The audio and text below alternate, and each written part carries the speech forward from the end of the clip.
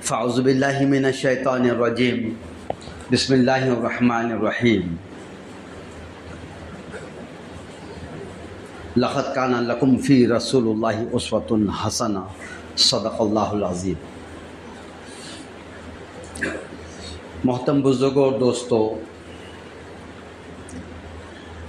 اللہ رب العزت نے قرآن کریم میں اعلان فرما دیا ہے، الیوم اکملت لکم دینکم۔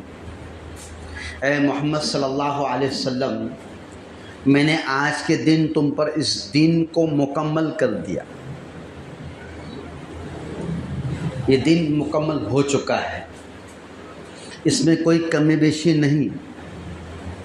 یہ ایک مکمل نظام حیات ہے، زندگی گزارنے کا ایک نظام ہے۔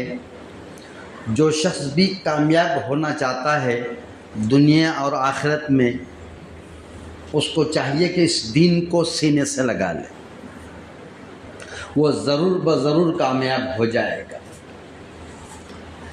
اس دین کو ہم تک پہنچانے کے لیے 1,24,000 کم بیش انبیاء علیہ السلام کو اللہ نے مبعوث فرمایا۔ وہ دنیا میں آئے، تشریف لائے، محنتیں کرے، قوم کو سمجھائے، منائے، بتائے، سکھائے، جتنی ان کے بس تھی وہ سب کچھ کر ڈالے۔ بدلے میں قوم نے کیا دیا؟ مارنا، پیٹنا، کاٹنا، آگ میں ڈالنا، جلانا، ٹکڑے کرنا، سمندر میں ڈال دینا، یہ ساری تکلیفوں کا ایک بہت بڑا ڈھگار لگا دیا۔ لیکن پھر بھی اللہ رب العزت نے ان کی قربانیوں کو پسند کیا، اور ہم تک اس دین کو پہنچانے کی جتنی شکلیں اسباب تھے وہ سب کے سب اللہ نے پورا کرائے۔ آدم علیہ السلام سے لے کے حضور اکرم صلی اللہ علیہ وسلم تک ایک طبقہ جو معصوم اور بے گناہ ہوا کرتا تھا، نبی علیہ السلام، ان کے ذریعے سے دین کی مکمل جتنے بھی احکامات اور شریعت کی تھی سب پہنچا دیے۔ صحابہ کرام رضی اللہ اجمعین کا ایک طبقہ جو آپ صلی اللہ علیہ وسلم کے ساتھ میں رہ کر جو سیکھے تھے براہ راست، جو لیے تھے براہ راست، وہ سب کچھ جیسے کا ویسا ہو بہو اپنی اصلی شکل اور حالت میں پہنچا دیے۔ اللہ نے پھر ان سے بھی کام لے لیا، کیونکہ اللہ بندے سے محبت کرتے ہیں اور 70 ماؤں سے زیادہ محبت کرتے ہیں، اس وجہ سے۔ پھر صحابہ کرام کے بعد تابعین رحمۃ اللہ علیہ، تابعین رحمۃ اللہ علیہ، اور اس کے بعد ولی اللہ رحمۃ اللہ علیہ آئے، اللہ والوں کی جو تو پھر بہت ساری ان کے سلسلے شروع ہوئے۔ پھر ایک دور زمانے کے بعد پھر اللہ رب العزت نے ایک 100 سالہ دعوت و تبلیغ کی محنت کا نظام پھر اللہ نے جو تو دین کے پہنچانے کا سبب دیا ہے۔ مدارس کے ذریعے سے پہنچا دیا، خانقاہی نظام کے ذریعے سے دین پہنچا دیا، مکاتب کے نظام کے ذریعے سے معصوم بچوں کے ذہنوں میں یہ بات کو پہنچا دیا، دینی تعلیم کو پہنچا دیا۔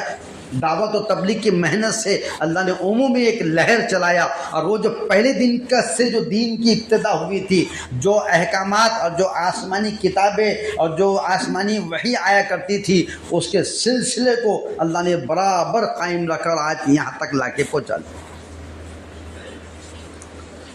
اب قیامت تک کوئی دنیا میں نبی نہیں، آپ صلی اللہ علیہ وسلم پر اللہ نے نبوت کو ختم کر دیا۔ قیامت تک کوئی نیا نبی نہیں، آپ صلی اللہ علیہ وسلم نبی، خاتم النبی، امام الانبیاء، آپ صلی اللہ علیہ وسلم کے بعد کوئی نبی نہیں، نہ کوئی شریعت، نہ کوئی نبی، کوئی بھی نہیں۔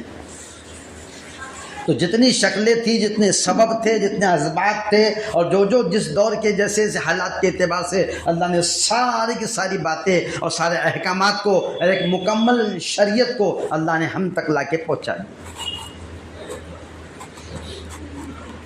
پھر اب ہماری ذمہ داری کہ جو دین مکمل ہو چکا ہے وہ آج بھی ہے جیسا نبی کے دور میں تھا، جیسا آسمانی احکامات جبرائیل امین کے ذریعے سے نبیوں کے سینے پہ منکشف ہوا کرتے تھے، وحی کے ذریعے آیا کرتے تھے۔ آپ صلی اللہ علیہ وسلم پر وحی کے ذریعے سے کلام پاک اترا ہے۔ تو جیسا دین آسمان سے آیا تھا آج بھی وہ بے عینی ایسا ہی ہے، لیکن وہ ہے کتابوں میں، وہ ہے محرابوں میں، وہ بنا ہوا ہے ممبر کی زینت، وہ سجاوٹ کے پردوں میں لگا کے رکھا گیا ہے۔ ایک ایتر کی بوتل ہے، اگر اس میں ایتر بھرا ہوا ہے اور اس کا ڈھکن لگا ہوا ہے، کس کو خوشبو ملے گی؟ اگر اس کی خوشبو سے فائدہ اٹھانا چاہتے ہیں اس کے ڈھکن کو کھولو اور اس کی مہک ذرا سے لگاؤ، پھر دیکھو کیسی دل اور دماغ معطر ہو جاتے ہیں۔ ایسا ہی وہ کلام پاک جیسا آسمان سے آیا تھا آج بھی ایسا ہی ہے، اور کسی نے اس کے اندر آج تک بھی کوئی ذرہ برابر بھی کمی اور زیادتی نہ کیا ہے اور نہ کوئی کر سکتا قیامت تک کے لیے، لیکن وہ ہے محرابوں کی زینت بنا ہوا ہے۔ جب کسی بچی کی شادی ہوتی ہے تو دہیج میں ہم سب سے پہلے کلام پاک ہدیہ دیتے ہیں کہ بیٹے جاؤ، اور دلہن کے ہاتھ میں دیتے ہیں کہ یہ لے کے جاؤ، اور جب دلہن کے پاس وہ جب جس مکان میں وہ جاتا سسرال میں بچی جاتی ہے تو سارے سامان بعد میں، سب سے پہلے کلام پاک نکالو، وہ لیتے ہیں، اس کو چومتے ہیں، اور پھر دیکھتے ہیں اونچی جگہ کہاں پر ہے، اور پھر وہاں لا کے رکھ کر اس پہ چمکی کا پردہ ڈال دیتے ہیں، اور اتنی اوپر رکھتے ہیں کہ ہاتھ نہیں جانا، بار بار ہاتھ جائیں گا تو پڑھنا پڑے گا نا۔ اور موبائل کہاں رکھتے جیب میں، اوپر کی جیب میں، بازو میں، بار بار اس پہ ہاتھ جانا۔ تو جو نظام حیات جو ہماری رہبری کے لیے آیا تھا، رہنمائی کے لیے آیا تھا، وہ کلام پاک کو تو ہم سے دور ہے رکھے ہوئے ہے، اور جو گمراہی کی ذریعے سبب ہے وہ ہم سے نزدیک ہے۔ تو جیسا آیا تھا آج بھی ایسا ہی ہے، اور قیامت تک کسی انسان کی طاقت نہیں ہے، کوئی بھی اس طاقت، کوئی بھی بڑی سی بڑی طاقت اس میں کوئی تبدیلی اور رد بدل نہیں کر سکتا، نہ کسی نے کیا ہے اور نہ کسی کے بس کی بات ہے اور نہ کوئی کرے گا، بلکہ جو اس سے ٹکرائے گا، اس شریعت کو اس میں مداخلت کرے گا، اس میں اپنی طرف سے کچھ ترمیم کی کر سوچ رہا ہے کبھی، تو وہ اس کے بس کی بات نہیں۔ بڑے بڑے رستم، بڑے بڑے تیس مار کھائے اور بڑی بڑی حکومتوں کے مالک اور شاہیت کے مالک، سب کچھ تھا ان کے پاس، سب کچھ کرنا چاہتے تھے، آخری میں اپنی پیشانی کو سجدے میں ڈالنا پڑا، خود اپنی ہی نگاہوں میں ذلیل و خوار ہوئے، لیکن کچھ نہیں کر سکے، کسی کے بس کی بات نہیں ہے۔ ایک آدمی اپنے سر کو پہاڑ پر زور سے ایسا مارے تو بتاؤ پہاڑ ٹوٹے گا کہ سر پھوٹے گا؟ پھوٹے گا۔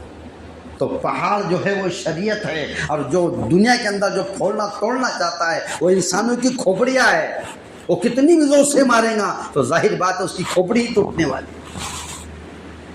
اب ضرورت اس بات کی ہے کہ وہ جو نظام حیات ہے وہ ہم سے کیا چاہتا، وہ ہم سے کیا چاہتا ہے؟ وہ ہمارے لیے آیا ہے تو وہ ثواب کے لیے نہیں، وہ کسی کے مر جانے پر جو تو سورہ فاتحہ اور آیت الکرسی اور سورہ یاسین شریف اور اس کے علاوہ بھی اور سورتیں پڑھ کر اور سورہ بقرہ پڑھ کر جو تو وہ ثواب پہنچانے کے لیے نہیں ہے،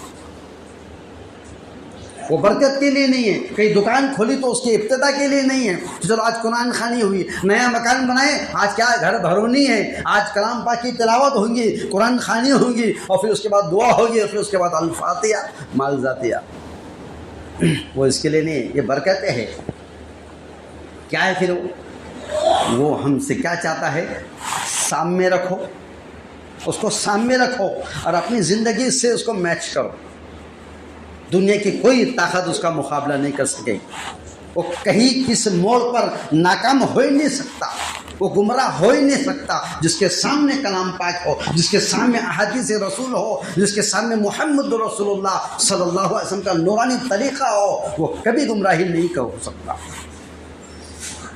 وہ کلام پاک کو یہاں تک لانے کے لیے، اور جتنی آسمانی کتابیں پہلے آئی تھی، توریت آئی تھی موسیٰ علیہ السلام پر، زبور آئی تھی داؤد علیہ السلام پر، انجیل عیسیٰ علیہ السلام پر آئی تھی، اور آخر میں یہ ساری کتابوں کو لا کے اس میں ضم کر دیا ہے۔ پہلی شریعتوں کو، ایک جب کتاب آتی تھی اگلی نبی پہ جو شریعت آتی تھی، پہلی کتاب اس میں ضم، وہ شریعت اس میں ضم ہو جاتی تھی۔ ایسے آسمانی چاروں کتابیں ہیں جس میں توریت ہے، زبور ہے اور انجیل ہے، یہ ساری کتابیں جو ہے تو یہ کلام پاک میں آ کے ضم ہو گئی۔ اب یہ جو کلام پاک اور یہ جو شریعت ہے قیامت تک تمام انسانوں کے لیے ایک نظام حیات ہے،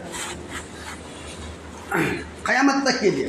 کسی کو کہیں جانے کی ضرورت نہیں، کسی سے کچھ پوچھنے کی ضرورت نہیں ہے. یہ جو ہے وہ سب ہمارا ساری ملکیت اور ساری پراپرٹی اور سارے خزانوں کی چابیاں یہ کلام پاک اور اللہ کے رسول صلی اللہ علیہ وسلم کی سنت طریقہ ہمارے سامنے.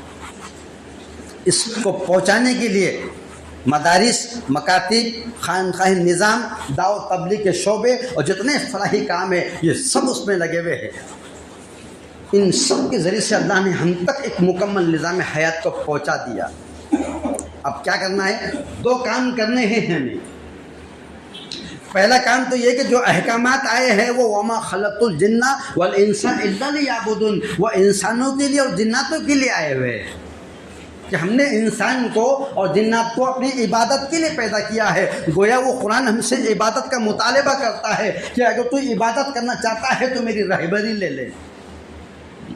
تو اگر میرا بننا چاہتا ہے تو اس قرآن کے ذریعے سے میرا بن سکتا ہے، اس احادیث کے ذریعے میرا بن سکتا ہے، اس نبی کے طریقوں سے میرے قریب آ سکتا ہے. تو اگر یہ چاہے کہ جس نے تجھے پیدا کیا ہے وہ تجھ سے محبت کرے تو محبت کا کیا طریقہ ہے تجھے یہاں آ کر تلاش کرنا پڑے گا. تو جتنے سبب اور اسباب تھے اس دین کو مکمل پہنچانے کے وہ اللہ نے سارے پورے کر دیا. اب بھی کوئی اور شکلیں اگر آگے باقی ہوں گی تو وہ بھی پوری ہوں گی اور قیامت تک آخری انسان تک جتنے اسباب دین کی بات کے پہنچانے کے ہوں گے اللہ اپنے قدرت سے سارے پورے کر کے دیں گے. پھر جب قیامت کا قرب وقت قریب ہوگا تو آخری حالت میں پھر کیا کریں گے؟ جب قیامت آنے والی ہوگی، جب سورج مشرق سے نکلنا شروع ہوگا اس سے پہلے اس کلام پاک کے جتنے حروف ہیں ان تمام حروفوں کو اللہ آسمانوں میں اٹھا لیں گے. آج قرآن کھول کے دیکھو حروف ملیں گے.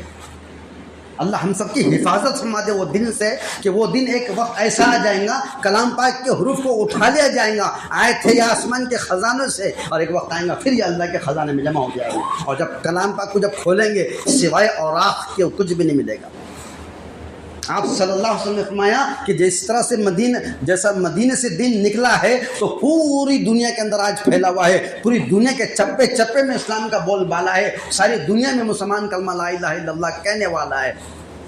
لیکن قرب قیامت سے پہلے ایک وقت ایسا بھی آئے گا کہ جس طرح سے سانپ اپنے بل سے نکلتا ہے اور پھر بہت سارا گھومتا پھرتا ہے اور سب اس کے بعد جب اس کا کھانا پینا ہو جاتا ہے واپس پھر لوٹ کر قائم میں جاتا ہے، بل میں چلا جاتا ہے. اسی طریقے سے یہ دین جہاں سے نکلا تھا مکہ مدینہ سے واپس لوٹ کر صرف وہیں پر ہوگا. باقی پوری دنیا کے اندر دین نام کی کوئی چیز نہیں ہوگی.